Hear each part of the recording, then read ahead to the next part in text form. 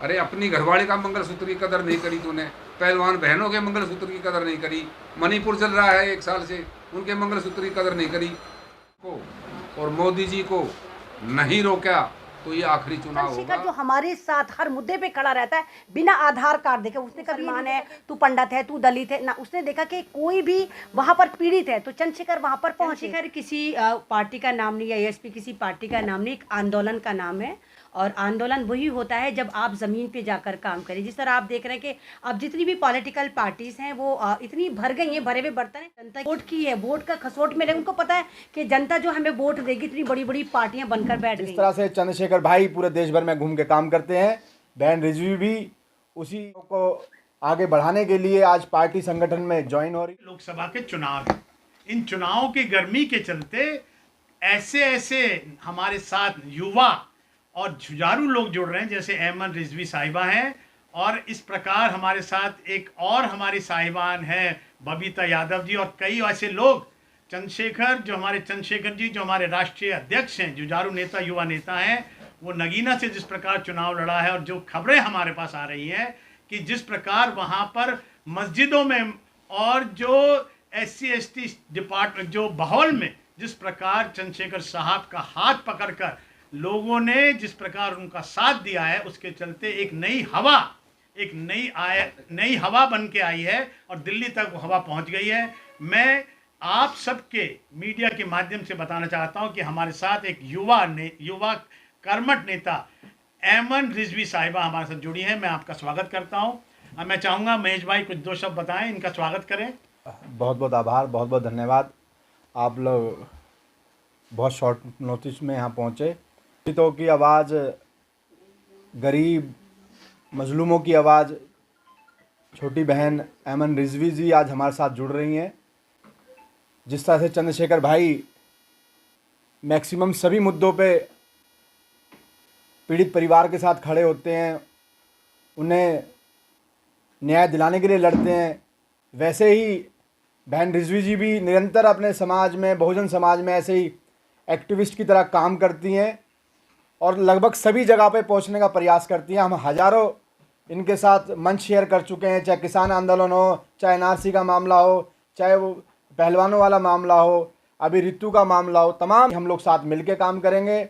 हमें सामाजिक संगठनों के साथ साथ पॉलिटिकल पार्टी की भी जरूरत पड़ती है।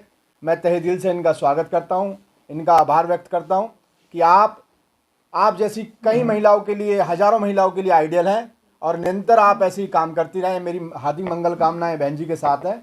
और का शुक्रगुजार हूँ कि मुझे इस लायक समझा और मुझे इस पार्टी में जुड़ने का मौका दिया। हालांकि मैं भी एक आंदोलनकारी हूँ और पहली पहचान मेरी 3 तलाक के मैटर में हुई, फिर मेरा जो बहुत बड़ा नाम चला NRC में चला, फिर किसान मूवमेंट।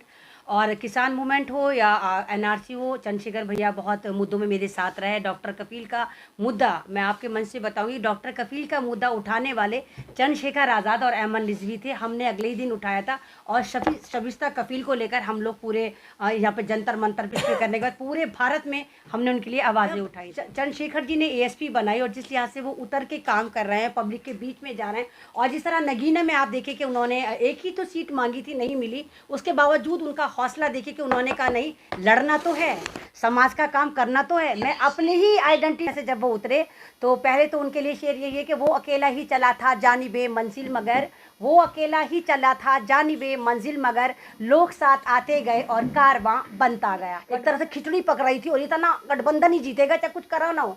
तो उसके बाद देखा गया कि वहाँ की जनता ने देखा कि इन्होंने, किसी ने हमारे लिए कुछ नहीं करा। नगीना का एकदम इलेक्शन चेंज हुआ और इलेक्शन चेंज होने के बाद पूरा नगीना जो था वो चंद्रशेखर के साथ चला गया। और अफसोस की बात और हमारे लिए खुशी की बात ये रही कि जो अपोजिशन पार्टियां थी जो वहाँ पर ऑलरेडी लड़ रही थी, उनके बंदे भी ज़्यादा कर केतली को ही बटन दबा कर आ रहे थे, कहते केतली को ही वोट देना।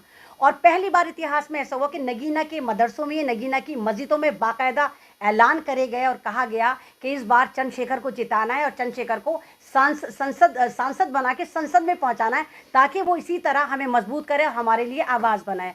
और आज मैंने ASP ज्वाइन करी। हालांकि मैं इनके गठबंधन, इन संगठन के साथ, भीम आर्मी के साथ हमेशा रही हूँ, चाहे वो कासगंज वाला मामला हो, चाहे वो दिल्ली कैंट वाला मामला हो, चाहे वो हाथरस वाला कांड हो। बहुत सारे ऐसे मामले याद भी नहीं रहते कि हमने इतने मूवमेंट हमने कर लिए हैं, क्योंकि हम उनको याद करने के लिए नहीं करते, हम आगे बढ़ने के लिए करते हैं और सोचते हैं कि ऊपर वाले से यही कामना होती है कि ये वाला जो हादसा वो आगे ना हो, लेकिन हादसे बैक टू बैक आगे आए जा रहे हैं। और हमारे पास इस वक्त लीडरशिप की बहुत कमी है। जितनी भी पॉलिटिकल पार्टी, मैं फिर कह रही हूँ कि वो जनता के लिए नहीं, जनता के वोट के लिए परेशान है, कि वोट की खसोट है। तो इस वाली पार्टी को मैं मजबूत करना चाहूँगी और आप तमाम लोगों से कहना चाहूँगी कि एएसपी को मजबूत करें। अगर आप वाकई चाहते हैं कि संविधान को मजबूत करना चाहते हैं, आप भारत को मजबूत करना चाहते हैं, तमाम लोगों को गुलदस्ते की मानी जोड़ना चाहते हैं, तो आप एएसपी को मजबूत करिए। इस बात की हम आपसे यकीन दहाई करते हैं और वादा करते हैं कि अगर आपने एएसपी को मजबूत करा तो आने वाले कुछ ही सालों में आप देखेंगे कि कुछ ही दशकों में हमारा प्रधानमंत्री चंद्रशेखर जैसा ही बंदा होगा, ये चंद्रशेखर ही होंगे। इस भारत का आखिरी चुनाव भी हो सकता है अगर देश के लिए, और आपको बिल्कुल गुलाम बना करके 5 किलो राशन पर रखा जाएगा। वो बार बार कह रहे हैं अब की बार 400 पार, किस लिए 400 पार? उनके इरादे नेक नहीं हैं। लास्ट में घूम फिर के इतनी ओछी हरकत पर आ गए हमारे माननीय प्रधानमंत्री जी कि जो है ना, कांग्रेस का अगर आ गई तो हिंदुओं के मंगलसूत्र वो मुस्लिमों को दे देंगे।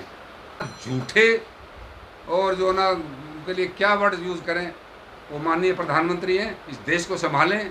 आप सभी की ड्यूटी है संविधान बचाना। ये संविधान बचाने का चुनाव है, ये देश का लोकतंत्र बचाने का चुनाव है।